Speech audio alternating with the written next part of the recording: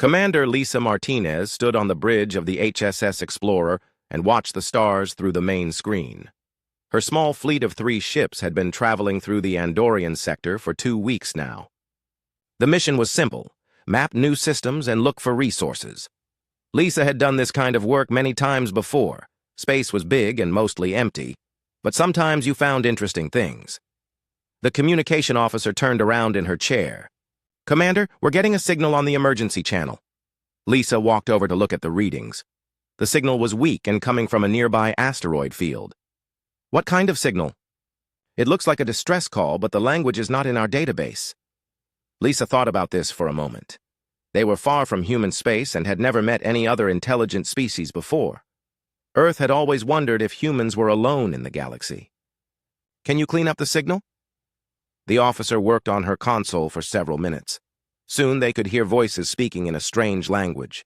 The voices sounded scared and desperate. "Plot a course for the signal source," Lisa ordered. "Tell the other ships to follow us, but stay ready for anything." The 3 human ships moved carefully through the asteroid field.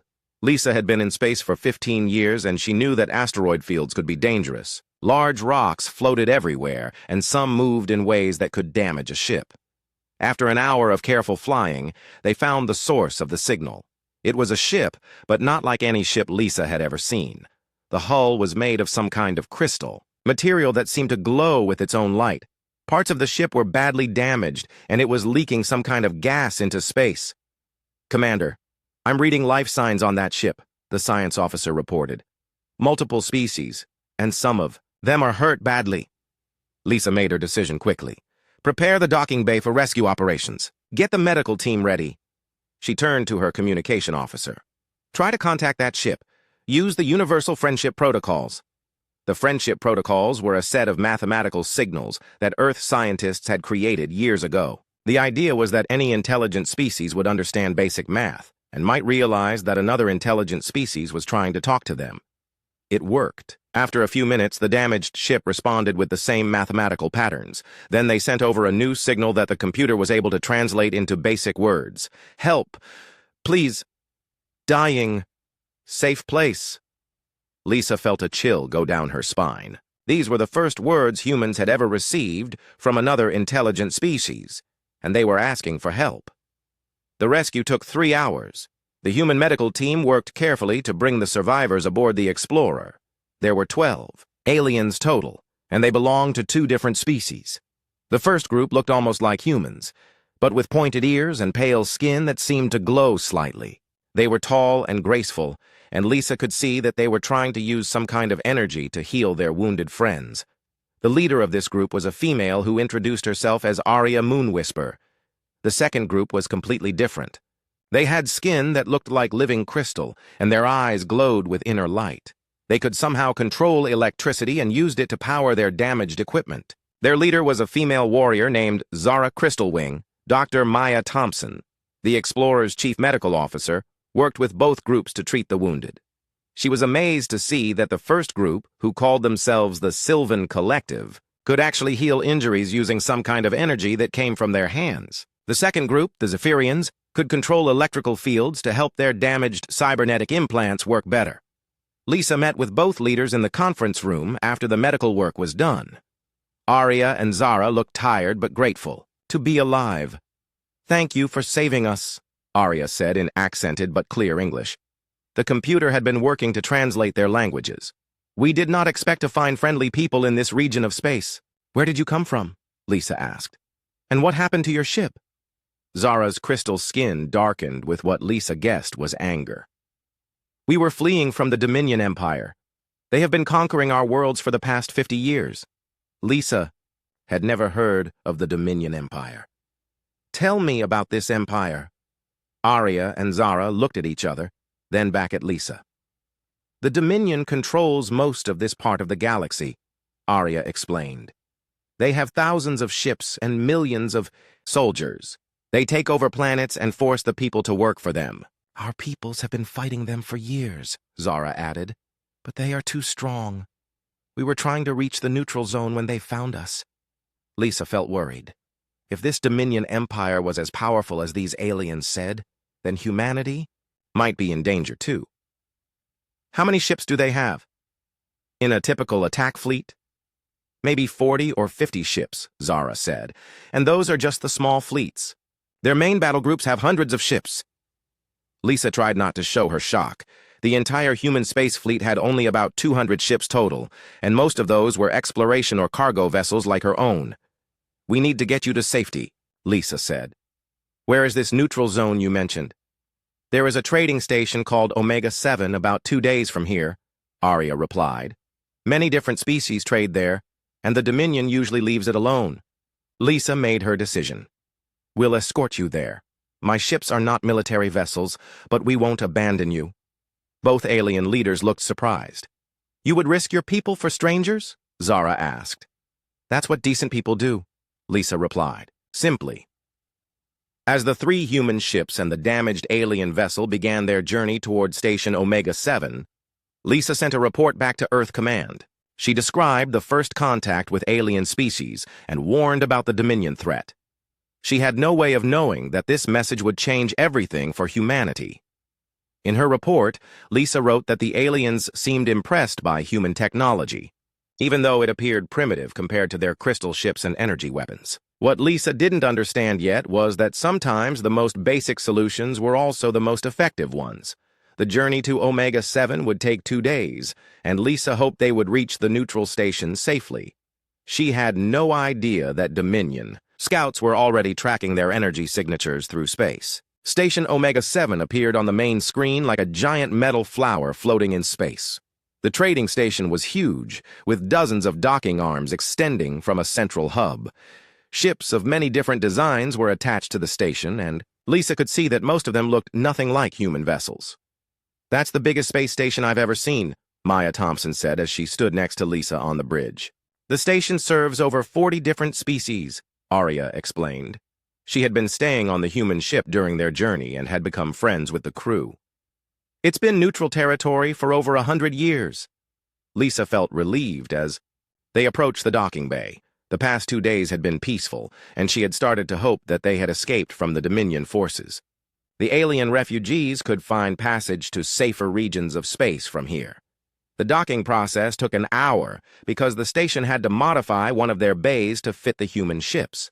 Lisa, Maya, and a small security team accompanied Arya and Zara onto the station to meet with the administrators.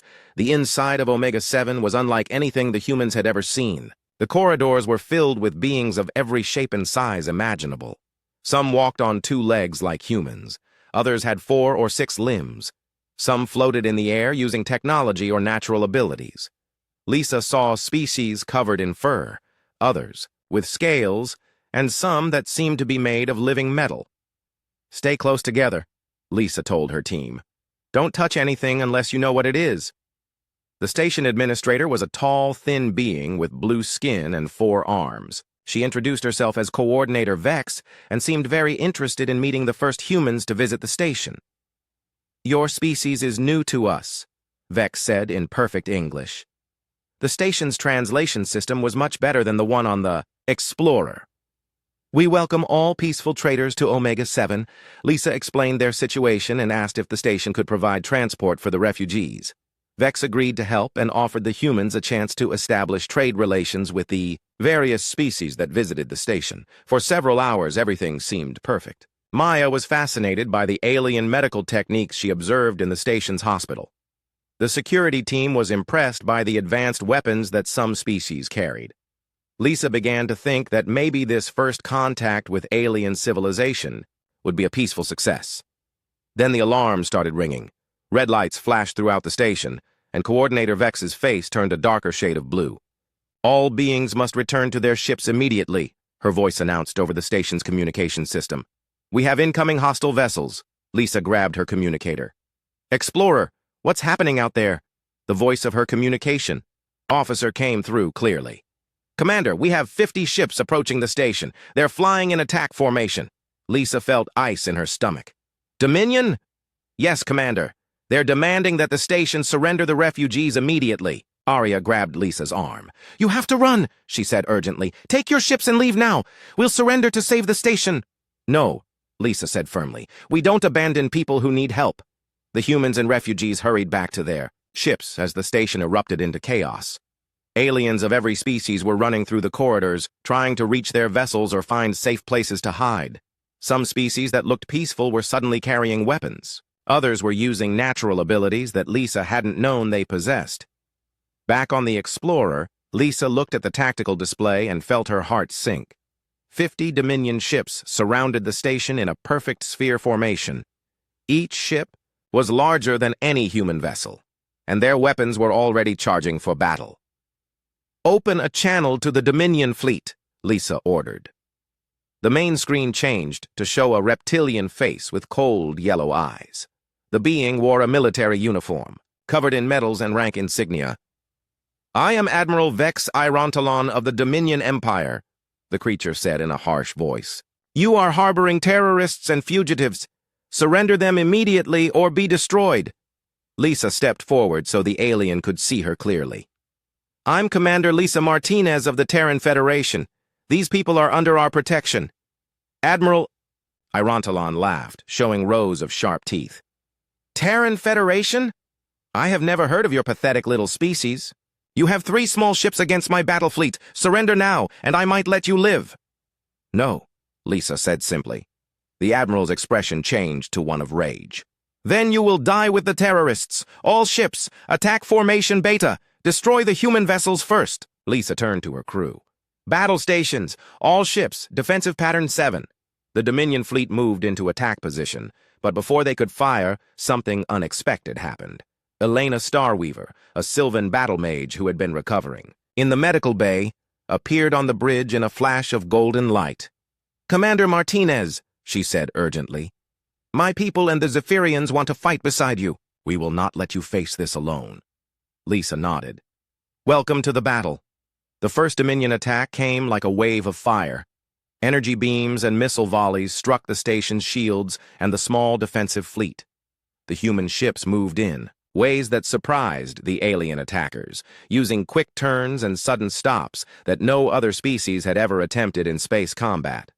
Maya had modified the Explorer's weapons during their journey, adding adaptive targeting systems that could adjust to different types of shields. The modifications worked better than anyone had expected, and the first Dominion ship to attack them was destroyed in seconds.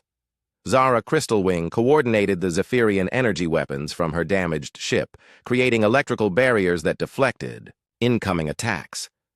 Her crystal skin glowed brighter as she pushed her abilities to their limits. Elena and the other Sylvan fighters used their magic in ways that defied everything the Dominion knew about space combat. They could teleport between ships, create shields of pure energy, and heal damage faster than the enemy could cause it. The battle raged for 3 hours. Despite their brave fighting and creative tactics, the defenders were slowly being overwhelmed. The Dominion had too many ships and too much firepower. One by one, the station's defensive systems were failing. Lisa watched as her second ship, the HSS Pioneer, took heavy damage and had to retreat behind the station. The Sylvan ship was barely holding together, and many of the alien fighters were wounded or exhausted. "Commander," Maya said quietly, "I'm reading massive power signatures approaching from outside the system." Lisa looked at the tactical display and saw something that made her heart race. More ships were coming, but the computer couldn't identify them yet. "Are they Dominion reinforcements?" Lisa asked. Maya worked frantically at her console. "I don't think so. The energy signatures are different." Admiral Irontalon had noticed the new arrivals, too. His voice came over the communication channel, sounding confused and angry. "Unknown vessels, identify yourselves immediately." The response came in a calm, professional tone that made Lisa's heart jump with hope.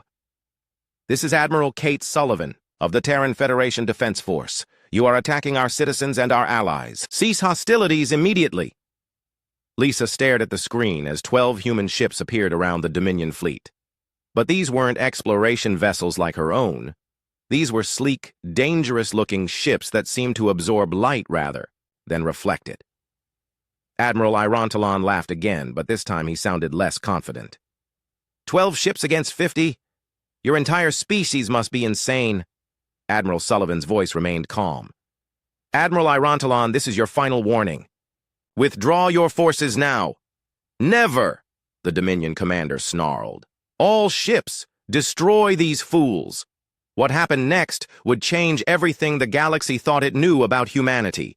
3 days earlier, Admiral Kate Sullivan had been reviewing routine reports in her office at Earth Command when the priority message arrived. The quantum-encrypted signal from the Andorian sector made her coffee cup freeze halfway to her lips. First, contact with alien species, she read aloud. Dominion Empire threat. Request immediate assistance. Kate had been waiting for this message her entire career. As head of the Terran Defense Force, she knew that humanity's peaceful exploration missions were only half the story. The other half was preparing for exactly this situation. She pressed the emergency alert button on her desk. Within minutes, her senior staff was assembled in the command center. Captain Amy Foster, commander of the Stealth Reconnaissance Division, was the first to arrive. Dr. Grace Liu, the xenobiology and strategic planning specialist, came in right behind her. Status report, Kate said without any greeting. Commander Martinez has made contact with 2 alien species fleeing from something called the Dominion Empire, Captain Foster reported. The alien refugees claim this empire has thousands of ships and has been conquering systems for decades. Dr. Liu pulled up a holographic display of the galaxy. Based on the information in Martinez's report, the Dominion controls approximately 30% of this galactic region. That's over 4,000 star systems. Kate studied the display carefully. What do we know about their military capabilities? The refugees mentioned attack fleets of 40 to 50 ships, Foster replied. If they're telling the truth, the Dominion has military resources that dwarf our public fleet numbers. Kate smiled grimly. Our public fleet numbers, yes. Dr. Liu looked confused. Admiral, are you suggesting we have hidden military assets? Dr. Liu, what do you think the Terran Defense Force has been doing for the past 20 years while our exploration fleets mapped peaceful systems? The realization dawned on Grace's face. We've been preparing for this exact scenario. Kate nodded. Captain Foster, activate Operation Thunderstrike. I want Strike Group 7 deployed to the Andorian sector within 6 hours. Amy Foster's eyes widened. Admiral, Strike Group 7 is our most advanced rapid response unit. Are you sure we want to reveal those capabilities? The Dominion just made a crucial mistake, Kate replied. They attacked our people. Now they get to learn what humanity is really capable of. As the command center erupted into controlled activity, Kate thought about the careful balance humanity had maintained for decades.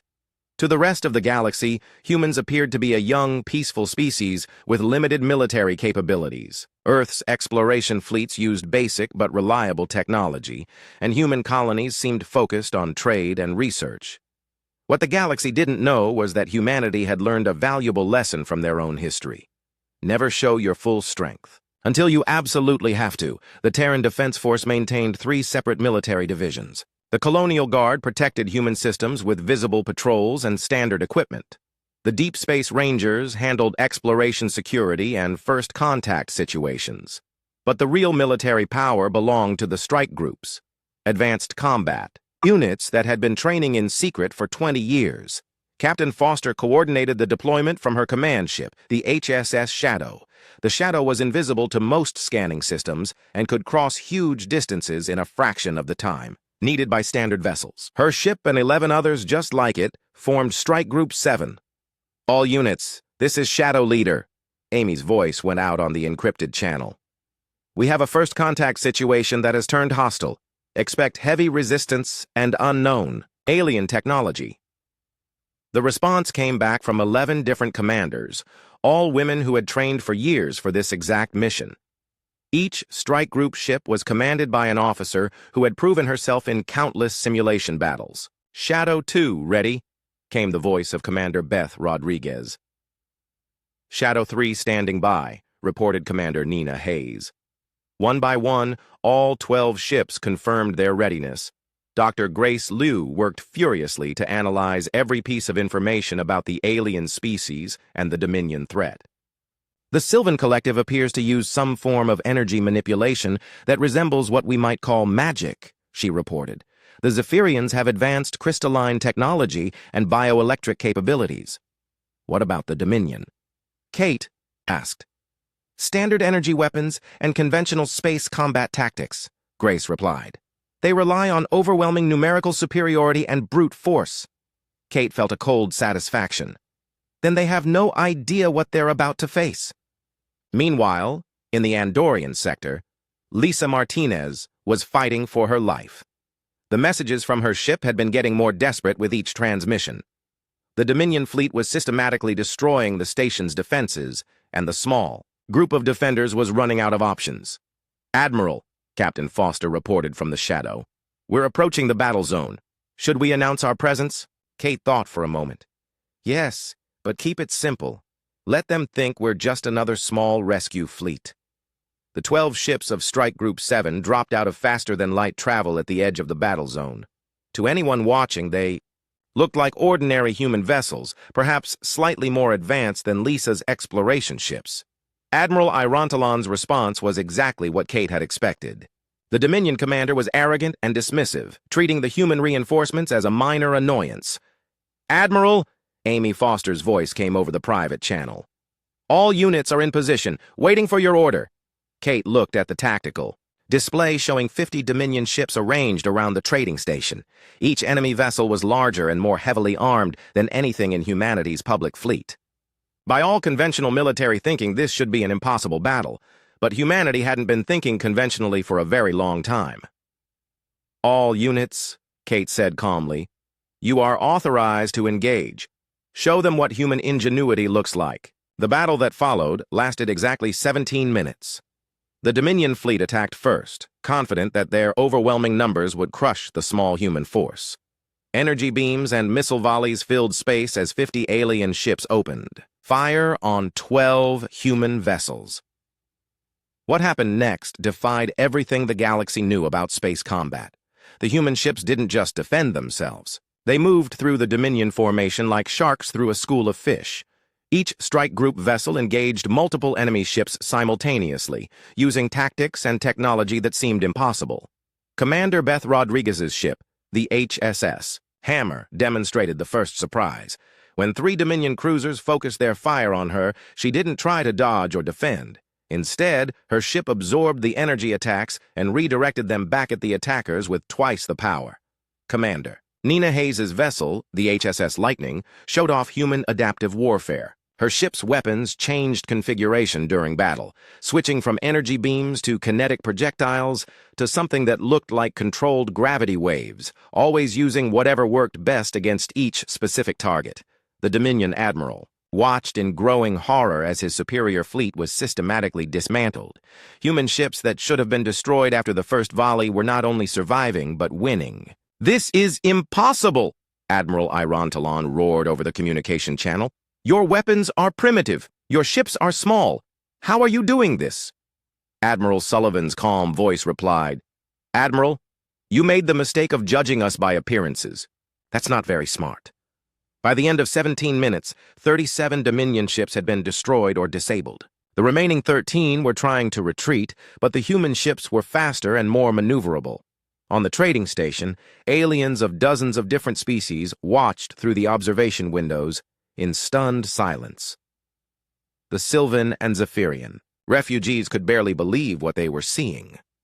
"How is this possible?" Aria whispered to Lisa Martinez. "Your species seemed so young and peaceful." Lisa smiled as she watched the human strike group finish off the last of the Dominion resistance. "We are peaceful, but we're not helpless."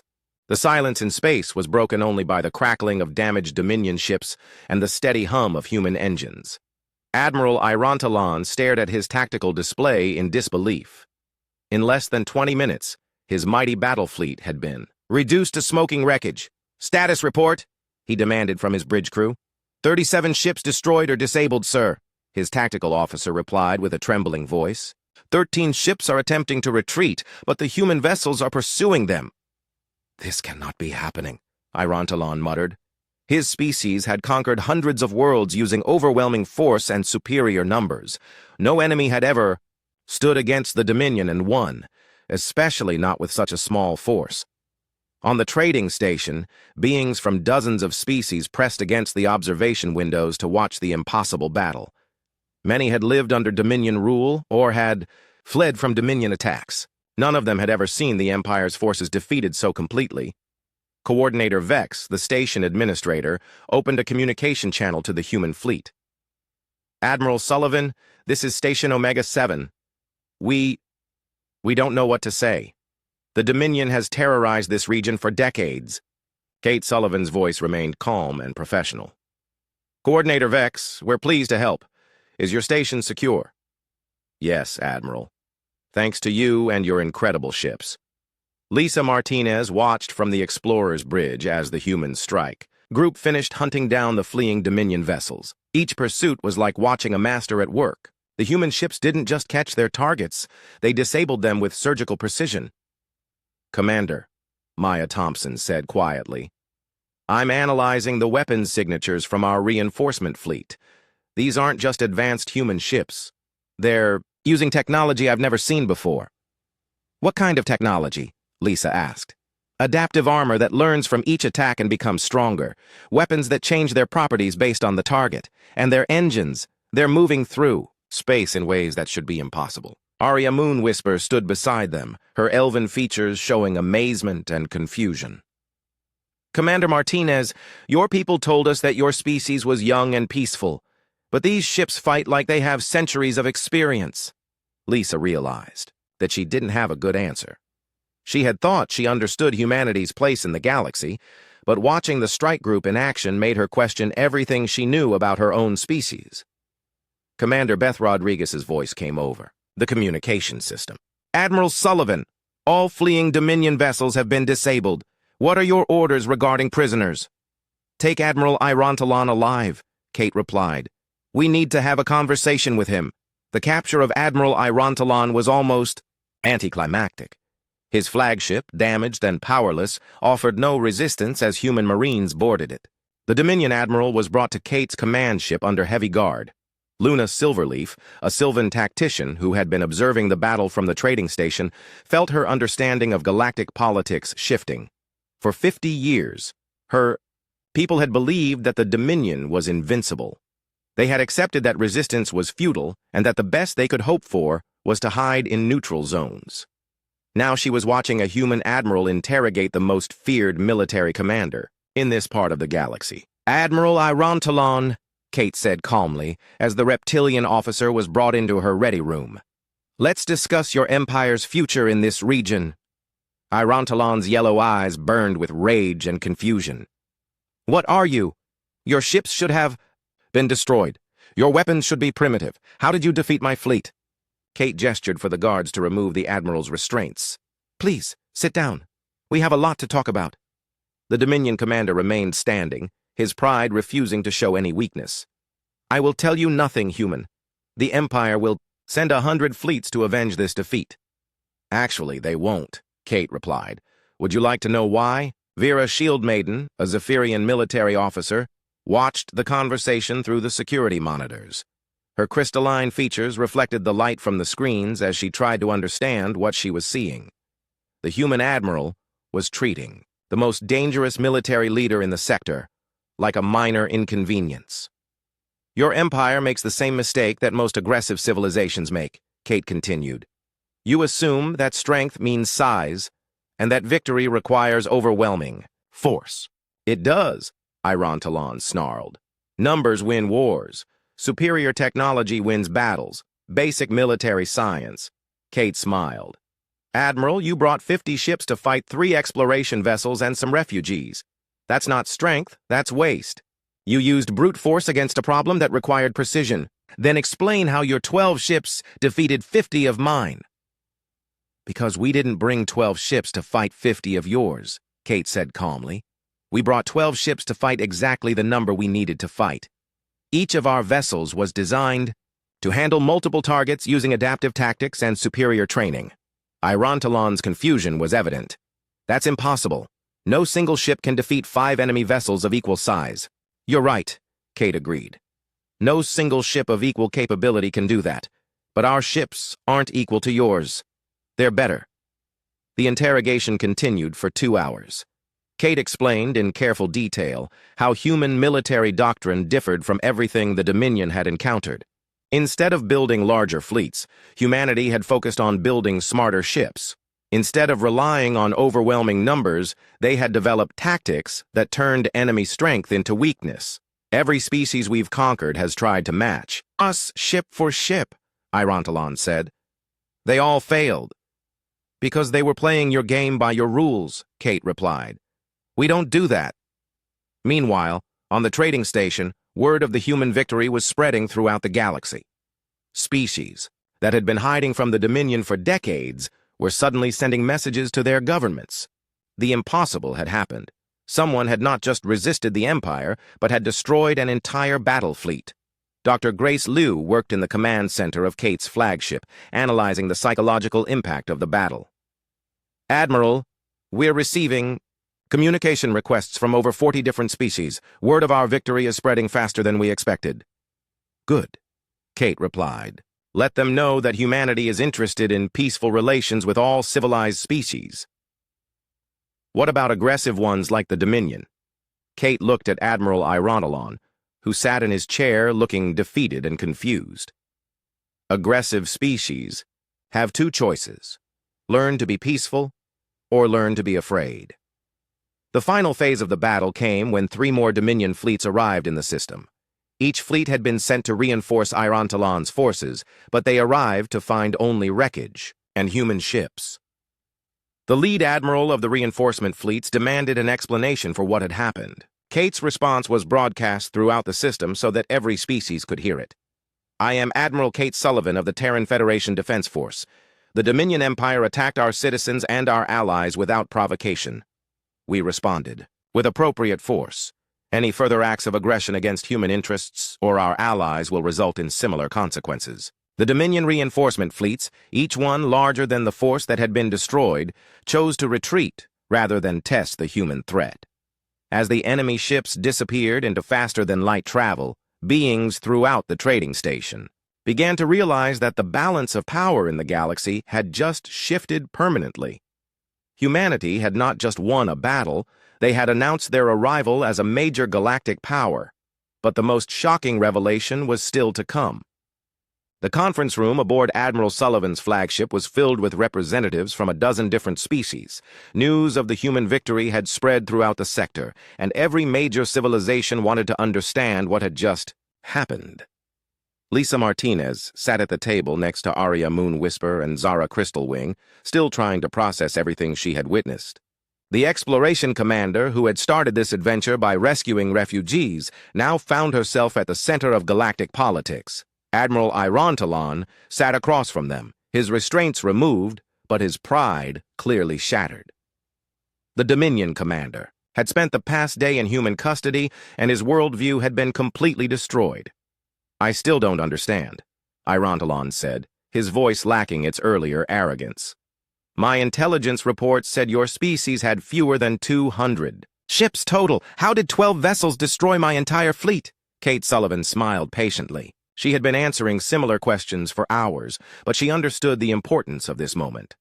Admiral, your intelligence reports were correct about our public fleet numbers. What they missed was our actual military capability. Colonel Nina Hayes, one of the strike group commanders, activated a holographic display that showed the human regions of space. For the past 20 years, humanity has been maintaining 3 separate military organizations. The display showed different colored markers throughout human space. The Colonial Guard protects our settled systems with visible patrols. The Deep Space Rangers handle exploration security and first contact situations. And the strike groups handle serious threats. Iris Dawnbringer, a Sylvan leader who had arrived with a diplomatic ship, leaned forward. How many strike groups do you have? Classified, Kate replied. But I can tell you that Strike Group 7, which responded to this crisis, represents less than 1% of our total military capacity. The silence that followed was deafening. Representatives from species across the galaxy stared at the humans in shock. Commander Zeta Voidstrike, a Zephyrian military officer, spoke first. Less than 1%? You destroyed 50 Dominion ships with less than 1% of your military? Actually, Colonel Hayes corrected. We destroyed 50 Dominion ships with 12 ships from one strike group. The strike groups themselves represent only a portion of our total defensive capability. Irontalon's yellow eyes went wide. How much of your total capability? Kate exchanged glances with her officers. Admiral, we've never needed to find out. Dr. Grace Liu pulled up another display, this one showing human space from a different perspective. What most species don't realize is that humanity spent centuries fighting wars against itself before we developed space travel. We learned very early that survival requires preparation for the worst possible scenarios. While other species were exploring space and establishing peaceful trade relationships, Kate continued, humanity was asking a different question. What happens when we meet someone who wants to hurt us? Arya touched Lisa's arm gently. Is this why your exploration ship seemed so advanced compared to what we expected from a young species? Lisa realized she was learning about her own people along with everyone else. I thought we were just well-equipped for emergencies. In a way you were, Kate said. Every human ship, even exploration vessels, carries military-grade equipment and trained personnel. Commander Martinez, your crew performed admirably in combat because every human crew trains for combat scenarios. Maya Thompson, who had been quietly listening, spoke up.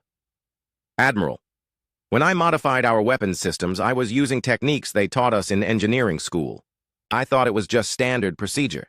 It is standard procedure, Kate confirmed.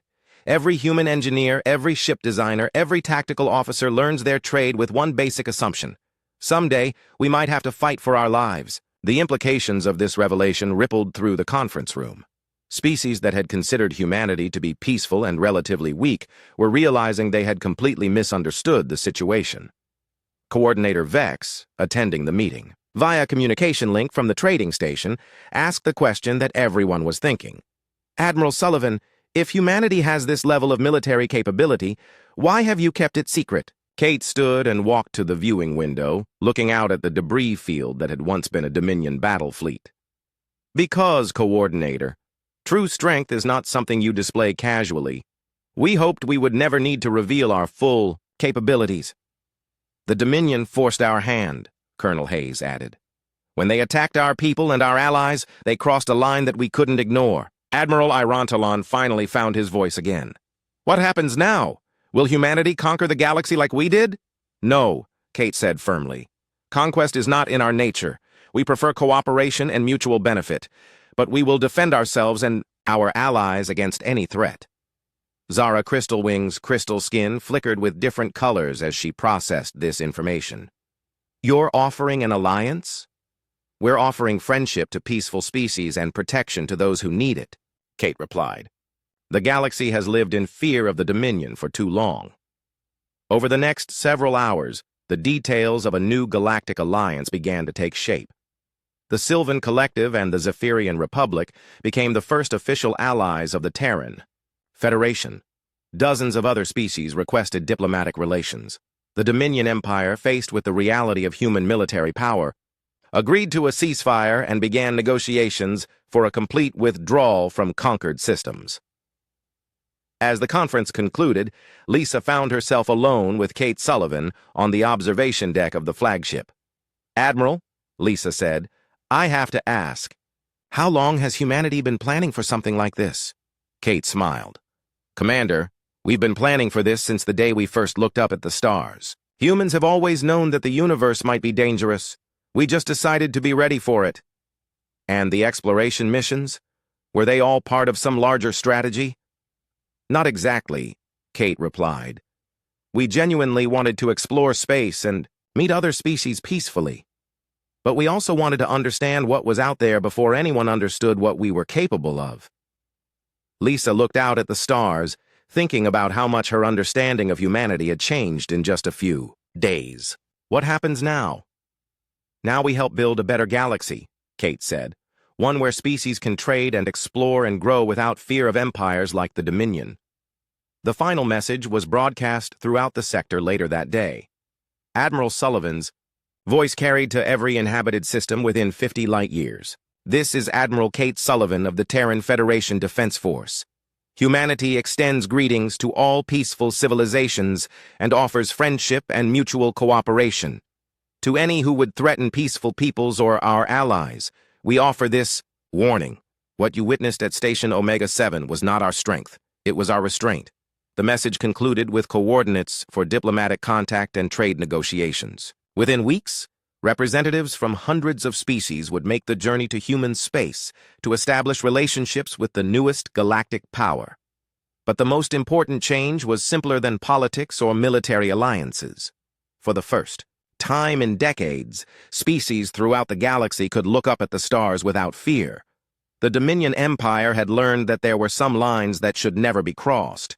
And the rest of the galaxy had learned that sometimes the most dangerous opponent is the one who doesn't look dangerous at all. Humanity had finally revealed itself to the galaxy, not as conquerors or victims, but as the guardians they had always been preparing to become. The age of Dominion tyranny was over, and a new era of galactic cooperation had begun. As Lisa Martinez prepared to return to her exploration duties, she realized that first contact had been everything humanity had hoped for, and nothing like what anyone had expected. The universe was vast and full of wonders, but it was also safer now than it had been in generations. And that, she thought, was exactly what humanity had been working toward all along.